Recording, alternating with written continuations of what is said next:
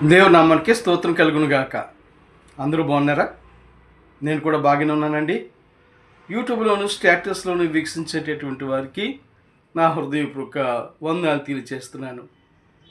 మరి మనకు అనేక సార్లు నెమ్మది ఉండదు, సమాధానం ఉండదు.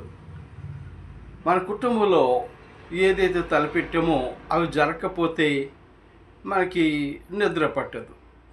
చూసారా, ఈ రోజున మరి ఏ నెమ్మది లేక కుటుంబాల సమస్యలతో బీపీ, షుగర్లు అనేటువంటి అనారోగ్యంతో సమాధానం లేకుండా, లేకపోతే నెమ్మది లేకుండా ఉన్నారా? అలాగైతే యేసుక్రీస్తు ప్రభువు మీతో చెప్తున్న మాట ఏంటంటే, నేను మీకు నెమ్మదినిస్తాను. ఎలా దొరుకుతుంది ఆ నెమ్మది అనుకుంటున్నారా? ఈనాడు మనిషి నెమ్మది కొరకు ఎన్నెన్నో ప్రయత్నాలు చేస్తున్నాడు. తాత్కాలికమైనటువంటి సంతృప్తి కొరకు ఏవేవో చేస్తూ తాత్కాలికమైనటువంటి నెమ్మదిని పొందుతున్నాడు. అయితే దేవుడిచ్చేటటువంటి నెమ్మది ఎలా ఉంటుంది అనంటే శాశ్వతమైనదిగా ఉంటుంది. మరి దానిని ఎలా పొందుకోవచ్చు? డబ్బుతో వస్తుందా? ఏదైనా వెల చెల్లించాలా? దానికి ఏమైనా వేళ్ల మైళ్ళు ప్రయాణం చేయాలా? లేదండి.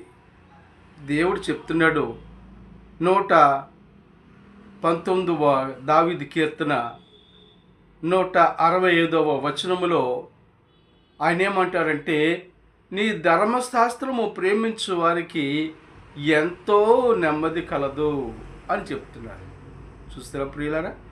నెమ్మది మనం పొందాలి అంటే యేసుక్రీస్తు ప్రభు ద్వారా చాలా మరి ఈజీగానే మనం పొందుకోవచ్చు.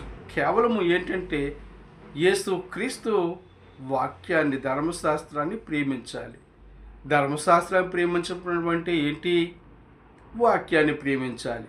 వాక్యాన్ని ప్రేమించడం అంటే ఏంటి? అదేనండి, యేసుక్రీస్తు ప్రభువుని మనము ప్రేమించాలి.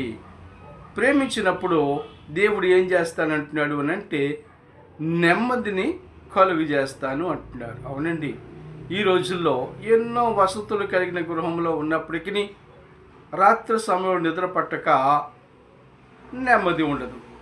అయితే యేసుక్రీస్తు ప్రభు నన్ను ప్రేమిస్తే నేను నీకు నెమ్మదిని ఇస్తానని చెప్తున్న మాటలు వింటున్న మీరు నెమ్మది కావాలంటే యేసుక్రీస్తు ప్రభుని రక్షకుడిగా అంగీకరించండి.